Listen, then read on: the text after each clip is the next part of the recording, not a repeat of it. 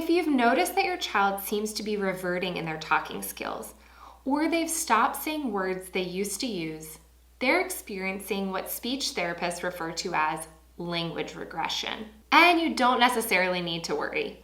All toddlers will experience language regression to some degree at some point in their development of communication. While some forms of language regression are expected, other forms of language regression may be a sign of autism or another developmental diagnosis. So how do you know the difference between language regression that's expected for toddlers and language regression that may be a sign something more is going on? And in case you haven't watched one of my other videos, my name is Stephanie Keffer. I'm a licensed speech therapist in both California and North Carolina. Well, the biggest difference is that language regression expected in toddlerhood is short-lived. It lasts 1 or a few weeks, and then your child's skills suddenly reappear.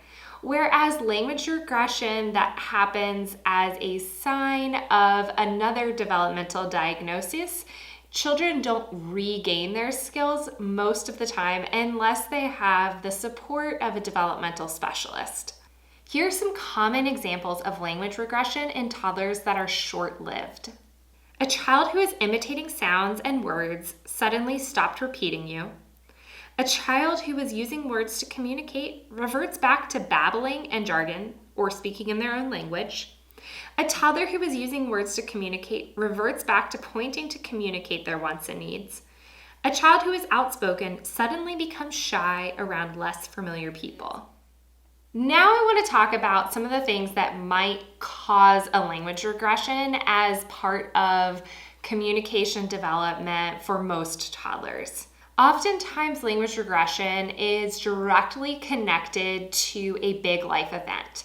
Maybe your child got a new sibling, or they started in a new daycare, or maybe you moved into a new house.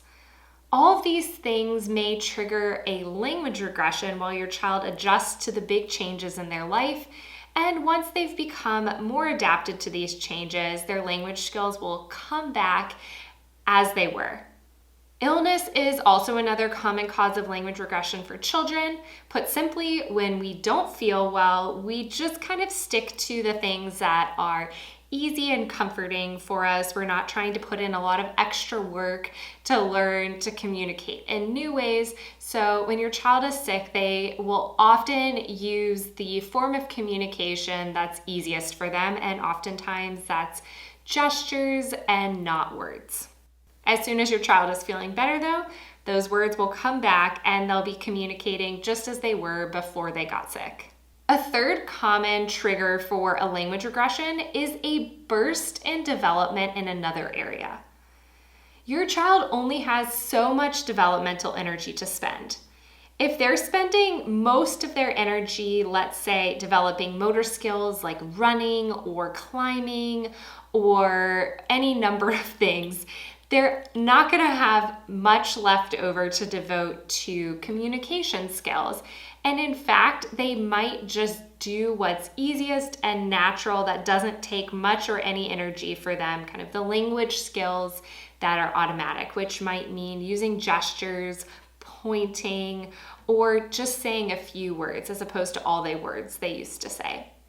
Once your child develops this new skill they're working really hard to learn, then their language skills will reappear, and this process may flip-flop back and forth. You may even notice regression in other areas of development as your child has a burst in speech and language development as well. I want to circle back now to language regression as a characteristic of autism. If your child is experiencing a language regression and their previously learned speech or language skills are not coming back, and you can't pinpoint a particular cause or trigger for the language regression, definitely talk to your child's pediatrician about your observations and concerns. They may refer you for a speech and language evaluation or an evaluation with a developmental specialist to take a look at your child's unique developmental pathway. That way you can identify the best way to support your child in continuing to grow their communication skills and skills in all areas of development. And please keep in mind that language regression is just one characteristic of autism. Language regression alone does not qualify your child as having autism. To learn more about other characteristics of autism, I've linked our characteristics of autism checklist in the notes below, where you can read through a list of common observations from parents of toddlers who qualify for a diagnosis of autism. P.S. It's never too early to ask for help when it comes to your child's development of their speech and language skills.